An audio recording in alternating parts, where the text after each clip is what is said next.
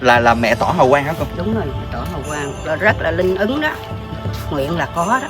Sau ở sau đỉnh của Phật á, tỏ hào quang ra ở sau lưng á, là cái đó là cũng một việc là linh ứng đó, là nhiều người thấy lắm đó.